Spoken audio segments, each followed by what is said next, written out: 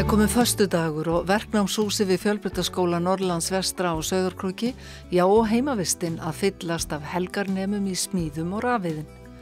Nýbúið að útskrifa 24 með fullgilt sveinspróf í smíðum og langur list af nýjum nemum sem vilja komast að. Iðnnámið nefnilega sækir sér veðrið, enda eftirspurnin miklu meiri en framboðið og góð laun í boði. Það var náttúrulega ákveðin sprenging bara hjá okkur í haust. Eins og við vitum, þá gerðist nú ýmislegt með COVID, meira atvinnuleysi. Framhaldsskólarnir voru beðnir að bregðast við því og reyna að hleypa fleiri nemendum inn í skólana. Og við fórum bara eins langt og við gátum. Bættum við nærri 100 nemendum. Aðsóknin var langmest í verknáminu hjá okkur. Sem þýddi að við fórum í að fjölga nemendum mjög mikið í verknáminu og í rauninni eins langt og við gátum komist með við húsnæði. Við vorum reyndar komin ansi langt af stað í þessari vegferð með fullorðna nemendur. Við erum búin að vera með helgarnám í trésmiðjunni sem við vorum að klára 3 hópa núna áramótin. Allar helgar í trénadeildinni hjá okkur búið að vera síðustu 2,5 ár. Þeir luku námi núna jólin og við auglýstum aftur, áttu nú kannski ekki alveg vona á þessari sprengingu, fengum aftur full á 3 hópa og gátum ekki tekið alla. En sama hefur verið í rafmagninu. Við vorum byrjuð með 1 helgarnámshóp, bættum við öðrum núna áramót, komum bara ekki meira fyrir út af húsnæði. Við erum í raun og veru komin í þá stöðu að við erum búin að byggja fram á ganga kennslustofur eins og hægt í verknáminu. Það er allt fullnýtt alls staðar og það sem við gerðum í haust, var að við fórum með verknámi yfir í bóknámshús, byggðum lagnabása á göngum þar. Þannig að við erum bara búin að sprengja húsnæði. Það er ekki vandamál að hýsa nemendur á Króknum þar sem heimavistinn er ekki full. Sérðu fram á að Fjölbrautaskólinn á Sauðárkróki verði bara útungunarstöð fyrir iðnmenntun? Ég bara vona það. Við höldum áfram á þessari braut. Okkur sýnist nú að ekki veiti af og við sjáum það að þetta fólk fer bara beint í vinnu og þetta er að skila þjóðfélaginu, bara gífurlegum ávinningi. Eftirspurn eftir rafvirkjum og rafiðnaðarmönnum hefur aukist mikið á síðustu árum og það hefur komið vel fram hjá Fjölbrautaskólanum. Við höfum farið úr nemendafjölda sem var svona það bil 20 sem voru að sækja brautina hverju ári og við erum komin yfir 50 núna. Hvað veldur? Það er bara aukin eftirspurn og aukin áhugi hjá fólki sem er 23 og eldri að koma í helgarnám og þetta er annað árið sem við erum að keyra helgarnám. Og við erum búin að fara á 0 og upp í 24 nemendur á þessum 2 árum. Og eftirspurnin er við erum samt að skera niður. Við komum ekki nema 12 nemendum að í hvern hóp, en við hefðum getað haft 20 ef við hefðum getað. Hvaðan eru þessi nemendur að koma? Það er alveg frá Akranesi og Austur-Húsavík. Og svo erum við með nokkra nemendur sem eru bæta við sig rafvirkjun út frá vélstjórnar hlutanum.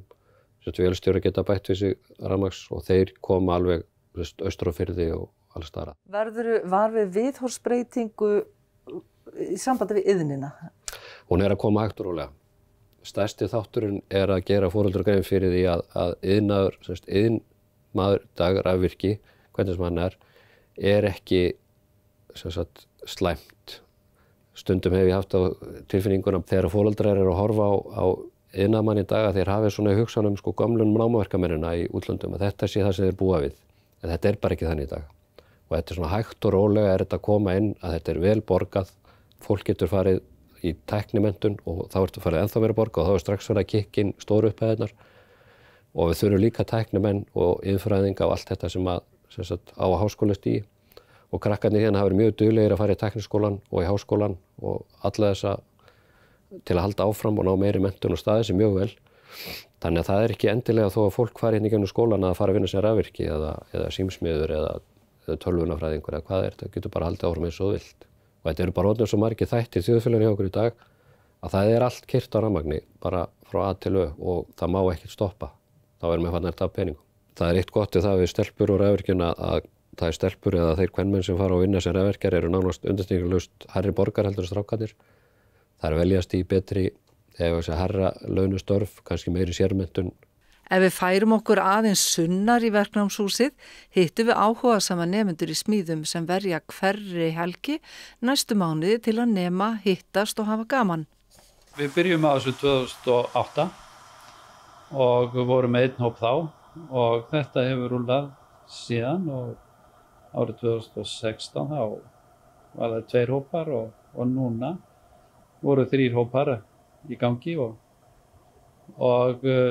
svo núna þegar nú að byrja 9 hópar og það fylltist alveg.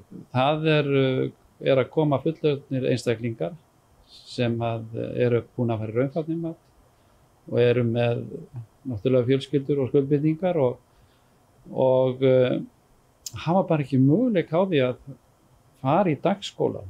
Þarna geta þær unnið með þessu og þetta er í raun og veru sniðið að atvinnulífinu.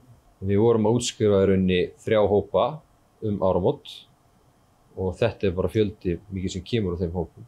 Það er að koma hérna nemendur sem eru sem sagt verkfræðingar eða tæknifræðingar sem hafa farið stúdentsbrautina og ekki farið í verknám og er að koma inn hérna og kynnast þessu og taka þetta nám hjá okkur til að kynnast þessu hvernig þetta er í raunveruleikanum áður fara hanna.